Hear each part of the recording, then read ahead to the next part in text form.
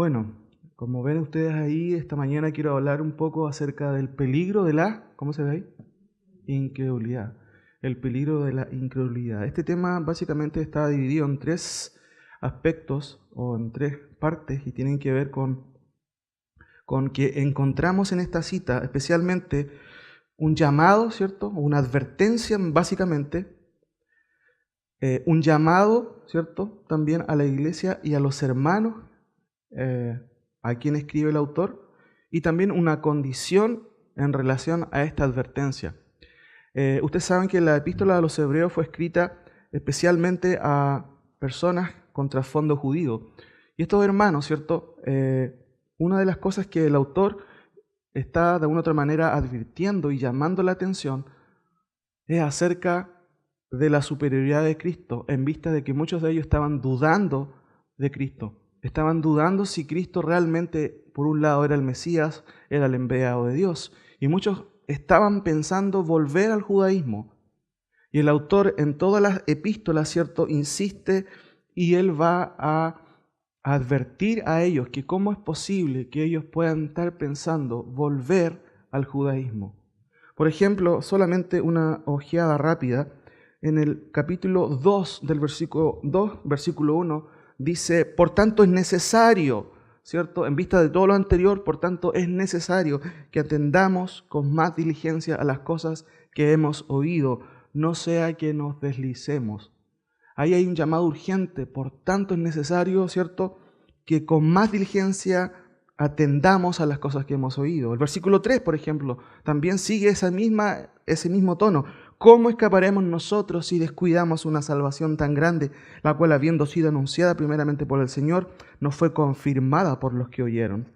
Si usted se salta también justamente al versículo que vamos a empezar a tratar, el versículo 7 del capítulo 2 dice, por lo cual, como dice el Espíritu Santo, si oyereis hoy su voz, no endurezcáis vuestros corazones. Si usted me acompaña al capítulo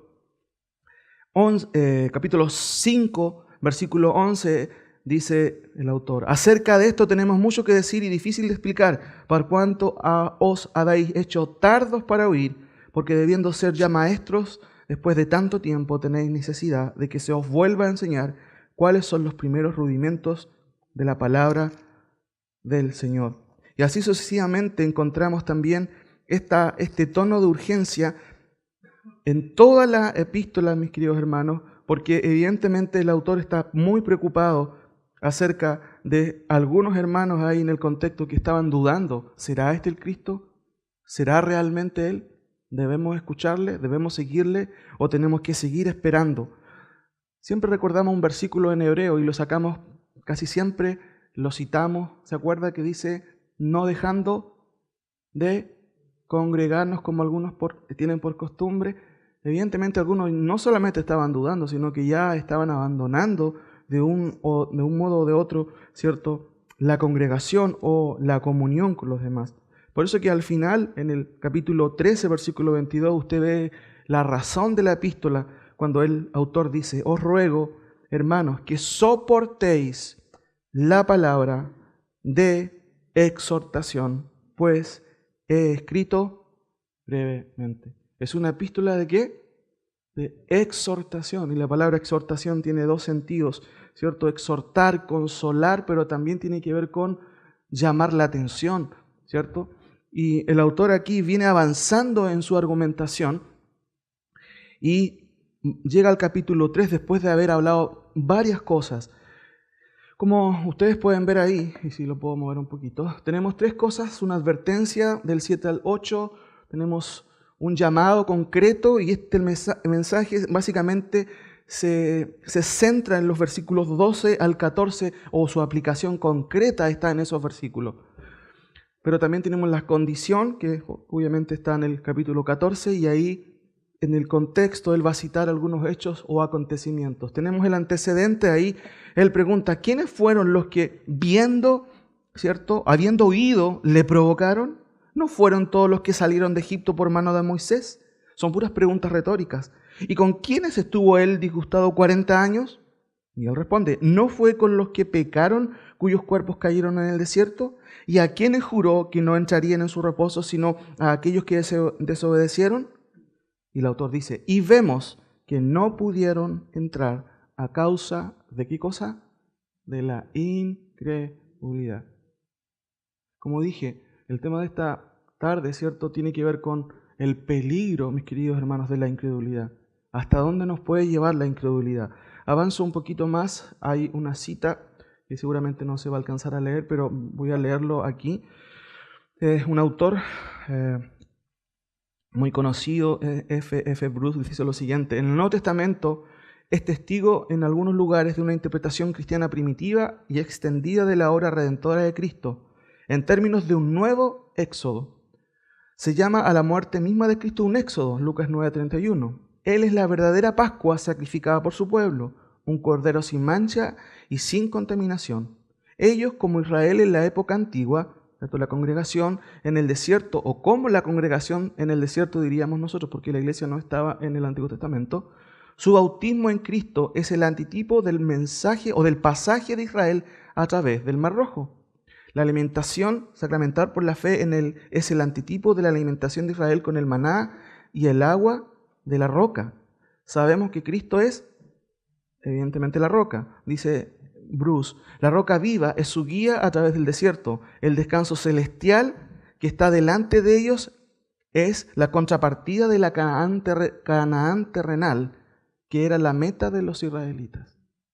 Cuando se habla del reposo en este contexto tenía que ver con la tierra de Canaán. Esa era la meta, ¿cierto?, de llegada. Acompáñenme a 1 Corintios también para entender un poquito más algunas cosas del contexto. Con 1 Corintios 10, 1 Corintios 10, el apóstol Pablo, es interesante, también reafirma y subraya la intención del autor de Hebreos aquí, en el sentido de que el autor de Hebreos saca a relucir la historia. Y siempre la historia es importante recordarla. Ahí había un autor, Santayana, ¿cierto?, un escritor que decía que quienes olvidan la historia generalmente vuelven a repetirla. 1 Corintios 10:1 dice, porque no quiero, hermanos, que ignoréis que nuestros padres todos estuvieron bajo la nube y todos pasaron el mar, y todos en Moisés fueron bautizados en la nube y en el mar, y todos comieron al mismo alimento espiritual, y todos bebieron la misma bebida espiritual, porque bebían de la roca espiritual que los seguía, y la roca era Cristo. Pero de los más de ellos no se agradó Dios, por lo cual quedaron postrados, ¿dónde? En el desierto. Y fíjense lo que dice en el versículo 6 en adelante. Mas estas cosas sucedieron como ejemplo, ¿para quiénes? Para nosotros, dice el apóstol Pablo a los Corintios, pero también es para nosotros, mis queridos hermanos. Sucedieron para que nosotros pudiéramos ver y darnos cuenta que no es aconsejable desconfiar de Dios, como lo hicieron los israelitas. Sigue diciendo el versículo, para que no codiciemos cosas malas como ellos codiciaron, ni seamos idólatras como algunos de ellos. Según está escrito, se sentó el pueblo a comer y a beber y se levantó a jugar. Ni forniquemos como algunos de ellos fornicaron y cayeron en un día 23,000. Ni tentemos al Señor, como también algunos de ellos tentaron y perecieron por la serpiente. Ni murmuremos como algunos de ellos murmuraron y perecieron por el destructor. Y estas cosas les acontecieron, vuelvo a repetir 2 veces, como ejemplo, y están escritas para amonestarnos a nosotros y a quienes han alcanzado los fines de los siglos. Nosotros hemos alcanzado los fines de los siglos. Y también esta palabra, sin duda, mis queridos hermanos, es para nosotros. Ahora, ¿cuál es la advertencia de este pasaje? Y claramente lo vemos al principio, ¿cierto?, del versículo. La pregunta es, ¿cuál es la advertencia? Versículo 7. Fíjese qué interesante. Por lo cual, empieza el autor diciendo, ¿en vista qué? ¿Y a qué se refiere el autor con esto? Y esto nos remite al contexto anterior de lo que el autor, ¿cierto?, quiere hacer ver. Fíjense, voy a mencionar solamente algunas cosas, por lo cual nos remite a las prerrogativas divinas del Hijo. Porque el autor en el primer capítulo va a presentar quién es Cristo.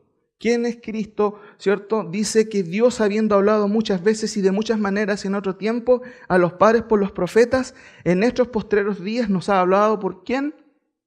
Por el Hijo. Quizás la traducción más concreta o más correcta sería, nos habló definitivamente por Cristo.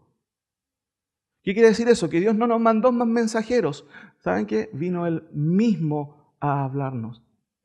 Luego de eso, el autor de Hebreos presenta. ¿Y quién es Cristo? Uno podría preguntar. Y presenta quién es este Cristo. Fíjese solamente, a manera de repaso, quiero hacer esto. Dice, ¿a quién constituyó? Primero, heredero de todo, ¿cierto? Por quien asimismo hizo el universo, Él es creador, el cual siendo el resplandor de su gloria y la imagen misma de su sustancia, lo cual habla de su divinidad, y en quien sustenta todas las cosas con la palabra de su poder, habiendo efectuado la purificación de nuestros pecados por medio de sí mismo, se sentó a la diestra de la majestad de las alturas, hecho tanto superior a los ángeles, cuanto heredó más excelente nombre que ellos. Hermanos, está hablándole a judíos y diciéndoles, Él es el creador, Él es el heredero ¿de cuántas cosas? Heredero de todo. Él es la imagen misma de su sustancia. Y lo que está subrayando es que es divino, Él es divino. Él es la persona que, ¿cierto?, efectuó la purificación de nuestros pecados y más encima se sentó a la diestra del Padre. ¿Cómo ustedes pueden ignorar a este Cristo? Entonces, cuando vemos en capítulo 3, por lo cual, ¿cierto?, nos remite a eso, nos remite también a la superioridad de Cristo sobre los ángeles, porque necesariamente el autor de Hebreos, por alguna razón particular, quiere poner en claro que Cristo es superior a los ángeles. ¿Saben por qué? Porque los judíos tenían toda una enseñanza en cuanto a los ángeles.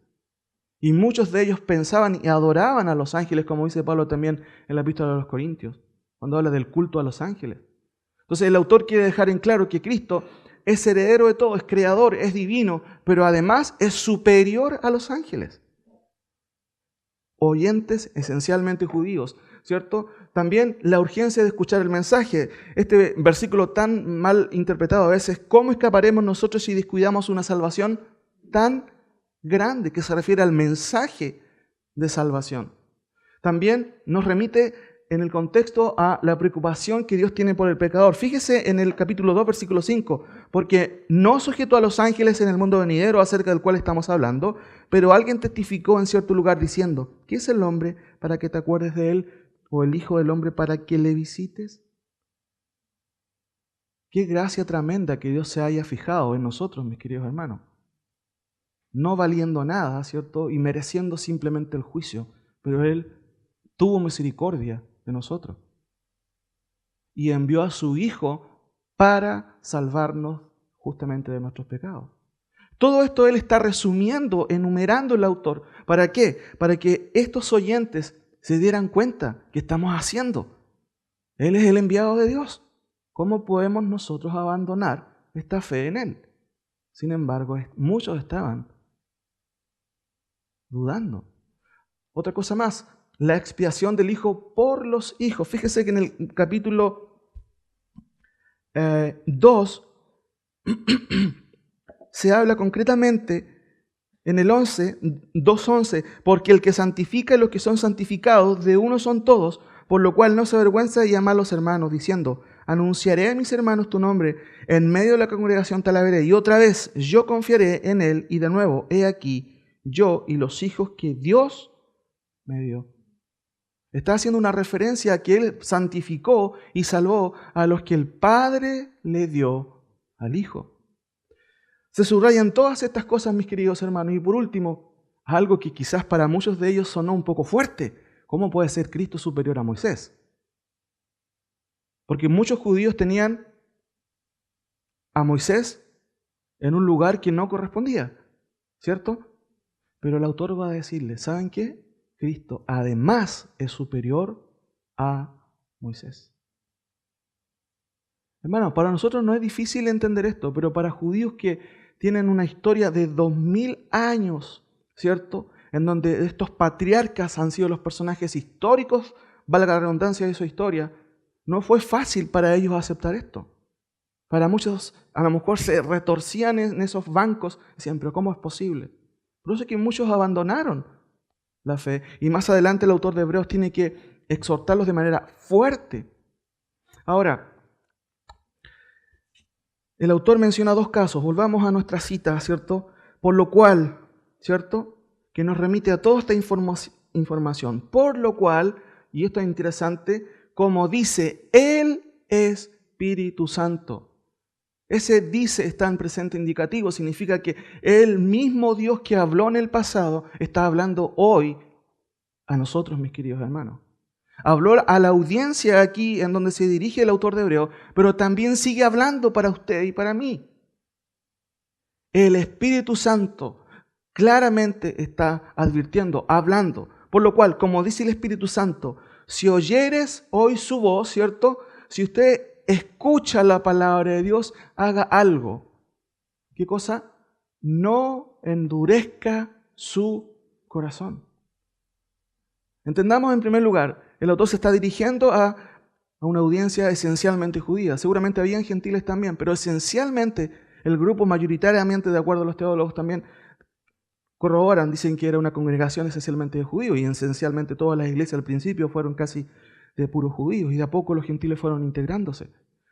Pero son judíos que están dudando, insisto, de ello. Menciona dos casos, por lo cual, como dice el Espíritu Santo, si oréis hoy su voz, no endurezcáis vuestros corazones, como en la provocación en el día de la tentación en el desierto, donde me tentaron vuestros padres, me probaron y vieron mis obras 40 años, a causa de lo cual me disgusté contra esa generación y dije, siempre andan vagando su corazón y no han conocido mis caminos. Por tanto juré en mi ira que no entrarán en mi reposo.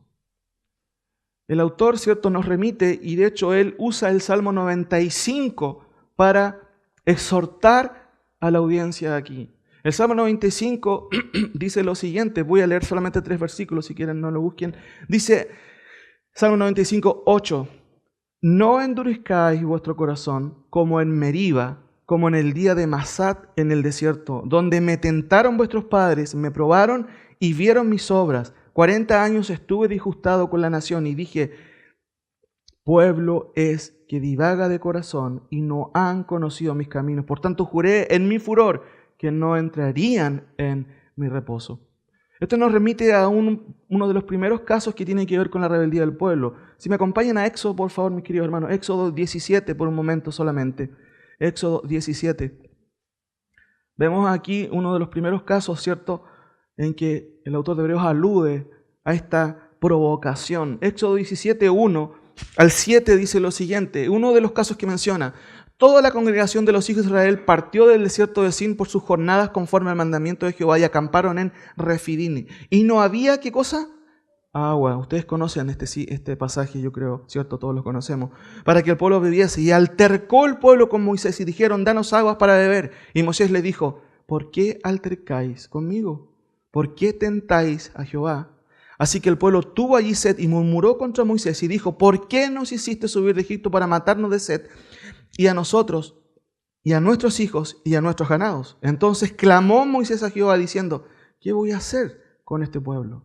¿Qué voy a hacer con este pueblo? Imagínense cómo estaría Moisés de complicado. De aquí a un poco casi me apedrean, dice él. Y Jehová dijo a Moisés, pasa delante del pueblo y toma contigo de los ancianos de Israel y toma también en tu mano tu vara con que golpeaste el río y ve, he aquí que yo estaré delante de ti y allí sobre la peña en Horeb y golpearás la peña y saldrá de ella agua y verá el pueblo. Y Moisés lo hizo en presencia de los ancianos de Israel y llamó el nombre de aquel lugar Masat y Meriba, tal cual dice el salmista en el Salmo 95.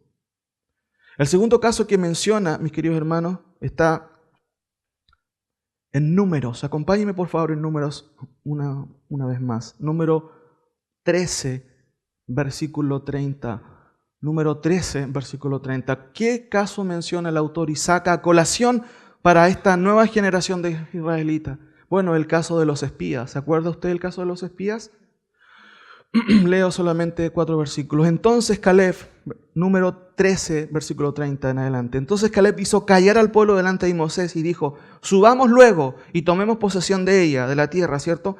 Porque más podremos nosotros que ellos. Más los varones que subieron con él dijeron, no podremos subir contra aquel pueblo porque es más fuerte que nosotros. Y hablaron mal entre los hijos de Israel y de la tierra que habían reconocido, diciendo: la tierra por donde pasamos para reconocerla es tierra que traga a sus moradores, y todo el pueblo que vimos en medio de ella son hombres de grande estatura. También vimos allí gigantes, hijos de Anat, raza de gigantes, y éramos nosotros, a nuestro parecer, como langostas, y así les parecíamos a ellos. Hermano, ¿cuál fue la reacción del pueblo después de escuchar a casi la mitad, a la mayoría de los espías? El capítulo 14 dice: entonces, versículo 1, toda la congregación gritó y dio voces, y el pueblo lloró aquella noche, y se quejaron contra Moisés y contra Aarón todos los hijos de Israel. Y les dijo toda la multitud: ojalá muriéramos en la tierra de Egipto o en el desierto, ojalá muriéramos. Imagínense, mis queridos hermanos, imagínense. ¿Cuál es la razón de estas quejas, de estas murmuraciones? Volvamos por favor a nuestro pasaje que tenemos ahí, Hebreos capítulo 3. Por lo cual, como dice el Espíritu Santo, si oréis hoy su voz, no endurezcáis vuestros corazones, como en la provocación, el día de la tentación en el desierto, donde me tentaron vuestros padres y me probaron y vieron mis obras 40 años, a causa de lo cual me disgusté con esa generación y dije: siempre andan vagando en su corazón y no han conocido mis caminos. Por tanto, juré en mi ira: no entrarán en mi reposo. Ahora, ¿cuál es el llamado que hace entonces el autor de Hebreos para evitar este problema? Les recordó la historia. Ellos podían revisar su historia y decir: sí, nuestros padres no obedecieron, no creyeron en Dios. ¿Cuál es el remedio al presente para ellos en ese tiempo, para nosotros hoy? Y hay dos palabras que menciona el autor en el versículo 12, empezando primero con un verbo en imperativo: mirad. ¿Cuál es la idea de esto, mis queridos hermanos? Fíjese cómo dice el texto: mirad, hermanos, que no haya en ninguno de vosotros corazón malo de incredulidad para apartarse del Dios vivo. Es un primer imperativo, porque son dos. Y al segundo lo encontramos en el versículo 13. Antes, ¿cierto? Exhortaos los unos a los otros cada día, entre tanto que dice o sigue diciendo hoy, para que ninguno de vosotros se endurezca por el engaño del pecado.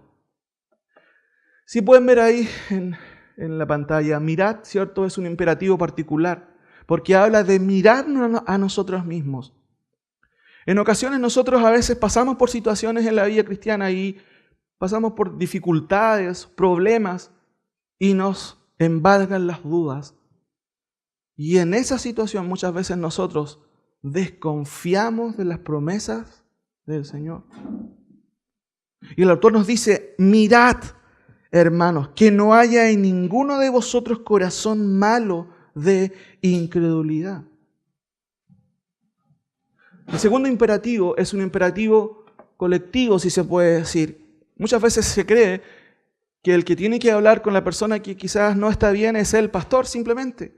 Pero nuevamente vemos aquí y en otros pasajes en que esto, ¿cierto?, es un mandamiento para cada uno de nosotros. Cuando usted ve a su hermano, ¿cierto?, no solamente el responsable tiene que ser el pastor de animarle, de consolarle o de exhortarle. Fíjense cómo dice el autor: antes exhortaos los unos a los otros. Y esto es práctico en la iglesia. Sin duda que al comienzo, cuando nos conocemos, quizás vamos conociendo los caracteres y Dios nos da la sabiduría para saber cómo hablar con alguien en particular, con otro de otra manera, porque todos no somos evidentemente iguales. Pero el mandamiento que el autor de la epístola a los Hebreos está aconsejando a los hermanos para que eviten esta situación es, una, que se miren, que cada uno mire su corazón. Es bien parecido a lo que dice Pablo en 2 Corintios capítulo 13, cuando llega al final y seguramente Pablo cansado dice ya, y escribe en 2 Corintios 13, 5, examinaos si estáis en la fe. Puede que ustedes estén pasando como cristianos, pero lo más probable, a lo mejor muchos de ustedes no sean cristianos. Eso es lo que estaba diciendo en paráfrasis. Examínense para ver si están en la verdad. El autor también está aquí de otra manera diciendo, mirad, hermanos, que no haya en ninguno de vosotros corazón malo de incredulidad para apartarse de Dios vivo. Antes exhortados los unos a los otros, cada día, entre tanto que se dice hoy, para que ninguno de vosotros se endurezca por el engaño del pecado. Dos cosas que vemos ahí, ¿cierto? Un imperativo particular y un imperativo colectivo, para que cada uno de ellos, ¿cierto?, pudiera darse cuenta de cuál es el peligro y cuál es el llamado o el remedio para evitar, una, la incredulidad y segundo, el endurecimiento. Ahora, ¿a qué se refiere el autor con esto, mis queridos hermanos? Hay dos cosas que se mencionan ahí también, que quiero un poquito subrayar. ¿A qué cosas no deben ocurrir en la congregación? Y aquí quizás hacemos un vínculo para nosotros. ¿Qué debemos evitar nosotros como congregación? Y el autor menciona dos palabritas, ¿cierto?, que se mencionan y se repiten dos veces en toda esta sección del versículo 7 y hasta el versículo 19. ¿Cuáles son? Dos cosas que debemos evitar. Primero, tenemos, alcanzan a leer, ¿cierto?, la incredulidad y por otro lado, el endurecimiento. Y para entender un poquito, hermanos, esto, quizás yo voy a explicar un poquito aquí algunas cosas que si las ponemos en contexto, la incredulidad no viene de un día para otro. Un día usted se levanta y amanece incrédulo. No es así, ¿o sí? No, no es así. Y están muy relacionadas las dos cosas, endurecimiento con la incredulidad con el endurecimiento. Para esto, mis queridos hermanos, es entender un poquito. La palabra incredulidad viene de una palabrita griega que significa apistía. Es bien parecida a la palabra que nosotros usamos. Por ejemplo, todos nosotros aquí somos teístas. ¿Qué significa eso? Que creemos en Dios. Si usted le agrega una A, ¿cómo sonaría? Ateísta. ¿Qué significa la A? Es una negación. No creer en Dios. Pistis es el sustantivo que se usa siempre en el Nuevo Testamento para referirse a la fe o a la creencia en sí, a la convicción. Y apistía tiene el significado de estar sin fe, pero más aún significa negación a creer. O sea, no solamente una cuestión agnóstica. Los agnósticos, como los dos presidentes que Chile ha tenido los últimos dos periodos, ¿cierto?, presidente Lagos y presidente Bachelet, ellos se dicen que son agnósticos. ¿Qué dice el agnóstico? Es que no se puede saber si hay Dios. No sé si me entiende. No se puede saber Dios. Obvian la evidencia, valga la redundancia, evidente del Creador. Pero aquí básicamente es una negación a creer. El término endurecimiento es más duro y viene la palabrita escleruno, que significa, mire, obstinación. ¿Qué es una persona obstinada? Es una persona que no entra en razón. Siempre en nuestros dichos a veces decimos en el chilenismo, qué duro esta persona. Lo bueno es que aquí no hay ninguno de esos, ¿cierto? Eso es lo bueno. Qué duro, eso habla. Ahora, si nos ponemos esto en contexto, mis queridos hermanos, la incredulidad y el endurecimiento son parte de un proceso de, digámoslo así, de descender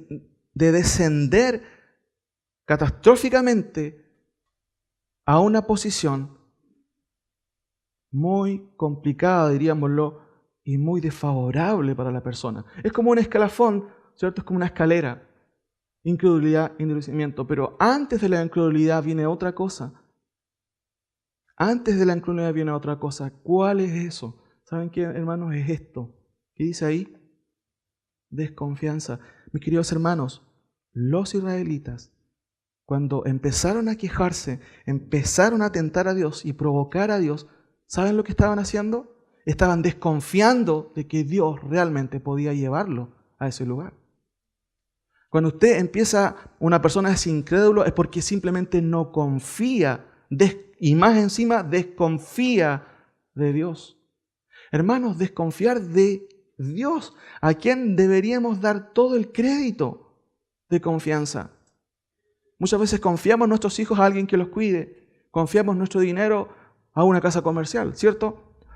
Pero los judíos aquí tenían a la persona en que menos debían desconfiar, pero ¿qué hicieron? Desconfiaron. No creemos. ¿Cómo vamos a llegar a esa tierra? Y empezaron a discutir, a murmurar, a cuestionar el liderazgo de Moisés. ¿Cómo es posible que no tengamos agua, no tengamos esto y esto otro? Y eso los llevó a un estado de incredulidad. La incredulidad, mi hermano, también deriva en otra cosa, en un escalafón que tiene que ver con, y ahí vamos a verlo luego, ¿cierto? Que tiene que ver con la infidelidad. La infidelidad. Fíjese que la desconfianza tiene que ver con no aceptar o no creer en la evidencia de Dios. Números 14, 22 y 23. Mire, busque esa cita. Dios nunca nos manda a creer algo que es no creíble, valga la redundancia, o nos manda a negar nuestra racionalidad o nuestra objetividad con la que Él mismo nos dio para evaluar la evidencia. Dice Moisés en Números 14, 22, fíjense, refiriéndose a todas estas personas que desobedecieron y provocaron al Señor. Todos los que vieron mi gloria y mis señales que he hecho en Egipto y en el desierto, y me han tentado, ¿cuántas veces? Ya 10 veces, y no han oído mi voz, no verán la tierra de la cual juré a sus padres, no, ninguno de los que me ha irritado la verá. Y la pregunta es obvia. ¿Ellos vieron el poder de Dios? ¿Cuántas veces, mis queridos hermanos? Muchas veces vieron portentos de Dios, pero aún así seguían desconfiando de que ese poderoso Dios podía llevarlo a esa tierra. Abrió el Mar Rojo, derribó las torres, ¿cierto?, de Jericó, los muros de Jericó. Abrió el Jordán, dio comida en el desierto. ¿Cómo ellos podían seguir en esa actitud? Desconfianza. No creo. No. Pero ¿no viste el milagro? Sí, ya está bien, pero eso quizás fue casualidad. Insistían en su desconfianza, en su incredulidad, y evidentemente cayeron en infidelidad, conociendo quién era Dios, habiendo visto con sus propios ojos. Por eso el autor Moisés dice, todos los que vieron mi gloria y mis señales que he hecho en Egipto. Fíjense que él nos remite incluso desde Egipto en adelante, con los tremendos milagros que Dios hizo ahí. Pero ellos seguían en su incredulidad, en su desconfianza, y por eso cayeron en infidelidad y posteriormente en el endurecimiento de sus corazones. ¿Qué pasa con una persona que es incrédula? Hermano, generalmente esa persona va a caer en lo segundo, en lo que es el endurecimiento de su corazón. ¿Cuántas veces usted ha sabido de gente que ha escuchado una y otra vez la palabra del Señor y aún así no quieren reconocer la evidencia clara y objetiva? Hermanos, el Señor no nos manda a no creer en algo que es no creíble. Cristo ha dividido la historia. Fue un personaje histórico, objetivo, y el autor del Hebreo está presentando las prerrogativas de este Cristo a judíos que estaban dudando y diciendo, ¿será este el Mesías? ¿Será este el Jesús, el enviado de Dios? Muchos de ellos conocieron, vieron, ¿cierto?, todas las cosas que Cristo, los apóstoles hicieron, pero aún así estaban desconfiando. Ahora, hay dos escalafones más. ¿Qué viene después del endurecimiento? Fíjense en el versículo 12. Mirad, hermanos, que no haya en ninguno de vosotros corazón malo de incredulidad. ¿Para qué cosa? ¿Qué pasa cuando hay un corazón malo de incredulidad? Se endurece, pero aparte de eso hay una acción ahí. Mire, la palabra lo puede explicar claramente. Bueno, ahí tenemos de lealtad. La segunda y penúltimo escalafón habla de apostasía, de alejarse de Dios. Y eso es lo que el autor de Hebreos quiere evitar en la audiencia a quien está dirigiéndose, a la iglesia a quien está dirigiéndose. Leo de nuevo. Mirad, hermanos, que no haya en ninguno de vosotros corazón malo de incredulidad para apartarse de la iglesia o de Dios. De Dios. No, yo no voy más a la iglesia. Ni me saludan siquiera. No voy a la iglesia, no me visitan. Cada vez que una persona reacciona así, se está alejando no de la iglesia en sí, sino de Dios, mis queridos hermanos. Apostasía siempre se traduce en los diccionarios como rebelión o rebeldía. Pero también tiene el significado de estar en un lugar. Apo es una preposición que significa fuera de. Y estasis, que es el segundo término, es como estar parado en un lugar. Y apostasía es como salirse del fundamento. ¿Quién es el fundamento? Porque nadie puede poner otro fundamento, el cual está puesto en el contexto de 1 Corintios 11. ¿Quién es ese fundamento? Es Cristo. Apartarse del fundamento. Y eso es lo que sucede, hermanos, cuando hay desconfianza, incredulidad, infidelidad. Se endurece el corazón y posteriormente viene la apostasía, que es el abandono de la fe, el abandono del camino, el abandono de la verdad. ¿Qué viene después de eso, mis queridos hermanos? ¿Qué cree usted? Irremediablemente, ¿sabe lo que viene después? ¿Alcanza a leer? El juicio de Dios. ¿Qué dice el versículo 11? Miren, por tanto, juré en mi ira, no entrarán en mi reposo. ¿Se cumplió eso, mis queridos hermanos? Se cumplió al pie de la letra. Todos los incrédulos murieron en el desierto. ¿Por qué razón? Porque no creyeron lo que Dios había dicho. No creyeron en lo que Dios había dicho. Nos queda el último aspecto. Juicio tiene que ver con castigo. Ahora, corazón malo, desconfianza. Cuando alguien tiene un corazón malo, ¿cierto? Muchas veces la gente tiene excusas. Dice, no, es que no entiendo a veces. No entiendo el mensaje. No, aquí, allá. Pero muchas veces hay escondido detrás de todas esas excusas, mis queridos hermanos, una desconfianza en la palabra del Señor, una desconfianza en el consejo claro del Señor. Insisto, el Señor no nos manda a creer algo increíble que no se pueda creer. Es tan objetiva la fe, mis queridos hermanos, tan objetiva. Por eso que Pablo en Romanos dice, habiendo conocido a Dios, no le glorificaron como a Dios. Tres cosas hemos visto, una advertencia, un llamado. El llamado, ¿cuál es? Mirad. Y segundo, exhortaos los unos a los otros. Y nos queda una cosa final, hay una condición. El versículo 14 dice, porque somos hechos partícipes de Cristo. Por supuesto, somos hechos partícipes de Cristo, sin duda. Pero aquí el autor quiere dejar claro, ¿cierto?, que somos hechos partícipes con tal que retengamos firmes, ¿hasta cuándo? Hasta el fin de nuestra vida, ¿cierto? ¿Qué cosa? La confianza que dijimos tener al principio. Siempre se dice que toda escoba nueva arrayan, ¿cierto? Muchas personas llegan al Evangelio y dicen, ¡qué bueno este hermano! Va como avión. Pero muchas veces uno que ve, a veces, un decaimiento.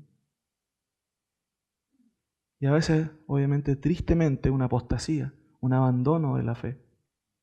Fíjense que en el capítulo 3, versículo 6, dice lo mismo el autor.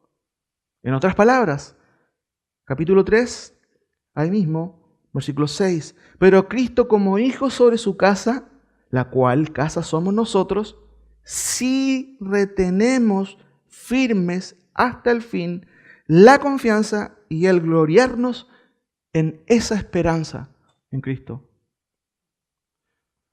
Termino, ¿cierto?, explicando algunas cosas de este versículo. Como usted lo lee claramente, porque somos hechos participantes de Cristo con tal que retengamos firmes hasta el fin nuestra confianza desde el principio. Hay algunas cosas interesantes en este versículo. Fíjense que esta palabrita con tal es una palabrita muy interesante en el original que refuerza el sentido. Son dos preposiciones que se juntan para que tengan más fuerza, ¿cierto?, y tengan la fuerza del sentido que quiere darle. Por eso se puede traducir si es que. Si leemos entonces diría, porque somos hechos participantes de Cristo, si es que. La segunda palabra, retengamos, ¿cierto? Catejo, es una palabrita que significa resguardar. Entonces, si leemos más o menos el sentido más literal, el texto dice, porque somos hechos participantes, si es que resguardamos, firme. La palabra firme es el término bebaios y significa estabilidad. Hermano, una de las cosas que evidencia la verdadera conversión es la estabilidad. ¿Cuál es el antónimo de estabilidad? Inestabilidad. A veces hay creyentes inestables o temporarios. Lo bueno es que aquí no hay ni uno de esos, eso es bueno, ¿cierto? Pero es triste cuando uno observa, mis queridos hermanos, a mucha gente inestable. La perseverancia es una de las evidencias, mis queridos hermanos, de la verdadera conversión. Ahora, porque somos hechos participantes de Cristo, si es que resguardamos establemente hasta el fin, dice nuestra confianza, ¿cierto? Y la palabra confianza viene de esta palabrita hypostasis, que significa estar ahí firme en un lugar, firme.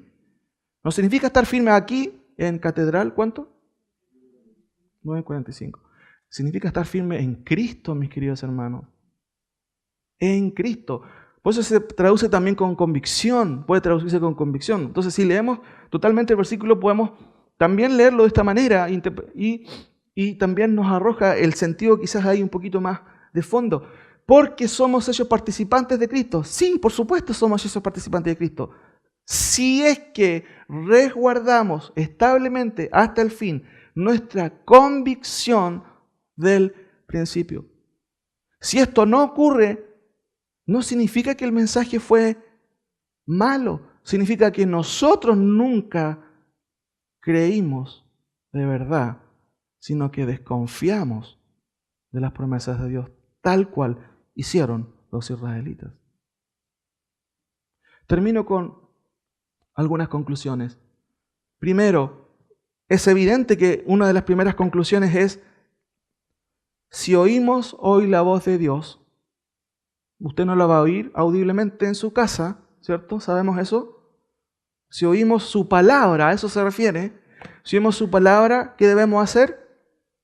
¿Endurecer nuestros corazones? No, mis queridos hermanos, no endurezcamos nuestros corazones. Es claramente uno de los primeros mensajes o primeras conclusiones que vemos ahí. Si oyeres hoy su voz, no endurezcáis vuestro corazón. Segunda conclusión, cada uno de nosotros debemos mirar, ¿cierto?, nuestro corazón y examinar si es conforme ¿a quién? A su palabra. Dios habló de David que David era conforme ¿a quién? A su corazón. Y yo un tiempo me cabeceaba y decía, pero ¿cómo es posible un adúltero y un asesino? ¿Cómo puede ser? El punto es que él cuando pecó siempre reconoció su pecado. Salmo 51, porque yo reconozco mis rebeliones. Qué interesante la palabra rebelión. La palabra rebelión significa saber o haber sabido lo que era malo, pero igual haber incurrido en el pecado. Tercera conclusión. Debemos exhortarnos los unos a los otros para no ser engañados. ¿Por qué cosa? Por el engaño del pecado. El pecado nos va a mostrar la realidad de otra manera. Tal cual estamos viviéndolo en Chile en este tiempo, con todo este tema que yo creo que ustedes están al tanto, porque sé que el pastor Iván maneja mucho en ese tema, la ideología de género. Es que yo estoy en un cuerpo equivocado. ¿Basado en qué? En un sentimiento, mis queridos hermanos. De ahí el sexto sentido, cómo se percibe la persona, cómo se siente. Hemos vuelto, ¿cierto?, al siglo XVII, donde el sentido de la vida era simplemente el sentir. Qué triste es eso en este mundo. Por eso que el autor volviendo un poquito a nuestro tema aquí, ¿cierto? A estas conclusiones, debemos exhortarnos los unos a los otros para no ser engañados por justamente el cebo del pecado, el engaño del pecado. Y finalmente, mis queridos hermanos, hay algo peor aún que debemos evitar. El peligro de la incredulidad, ¿cierto? No solo es el endurecimiento, sino como un juicio de Dios, el no poder creer. Hermanos, llega un punto en que una persona se niega a creer una, otra y otra vez, que el juicio de Dios viene tan fuerte que cuando él después desea creer en Dios, ¿sabe lo que sucede? Ya es tarde. Por eso es que el autor dice, si oyeres, ¿cuándo? ¿Mañana? Hoy su voz, no endurezcáis vuestros corazones. Lo peor, hermano, es que Dios nos abandone o abandone al hombre a su propio destino, a su propio gusto personal. ¿Se acuerdan de Faraón? ¿Él endureció su corazón? Sí. Pero también vemos que Dios endureció su corazón. Pero el castigo peor que recibió Faraón es que Dios le dijo, bueno, sigue tu camino. Sigue tu camino. Hermanos, si Dios nos hubiera dicho a nosotros, sigue tu camino, ¿cuántos de ustedes hubieran estado aquí?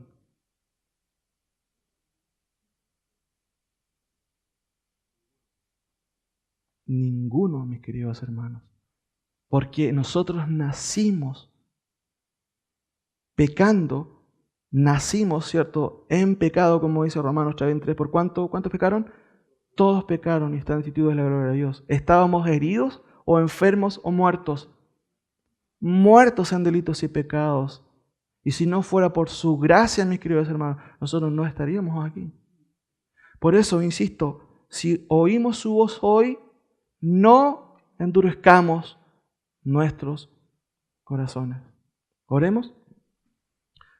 Señor, te doy gracias por tu palabra. Gracias que tú nos recuerdas, Padre. Nos recuerdas que tú eres un Dios grande, un Dios misericordioso, pero también eres un Dios justo que no solamente imparte disciplina, sino también juicio a quienes no reconocen tu gracia, a quienes no reconocen tu presencia. Padre, tú nos has dado evidencias concretas de tu verdad. Nos has dado a Cristo. El autor de Hebreos dice que Dios habló antes por los profetas, pero en este tiempo nos ha hablado por el Hijo. Tú mismo viniste, Señor, a hablarnos directamente. La historia se ha dividido por tu persona y nos has dado tantas evidencias. Por eso Juan en las epístolas dice, lo que hemos visto, lo que hemos oído, incluso lo que hemos palpado tocante al verbo de vida, esto os anunciamos. Señor, no es que no hayan evidencias, las hay. Es nuestro corazón muchas veces que desconfía de ti. Padre, ayúdanos justamente a no desconfiar de tus promesas. Ayúdanos a creer, Padre. Ayúdanos a evitar el endurecimiento de nuestro corazón.